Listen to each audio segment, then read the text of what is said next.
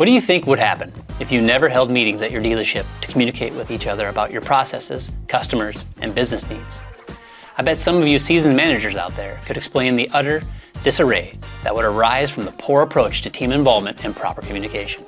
Marcus will take you on a journey of communication refinement throughout thought and process. Or have you ever had a situation where maybe somebody on your team asked a customer a question, and then another person on the team asked the customer the same question?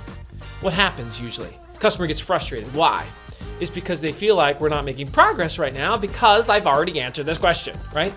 So the first P of perfect question is that the listener feels like you're making progress. The second P is they feel like there is a purpose, right? So if someone says, why are you asking me this question? Or, well, what's that got to do with it?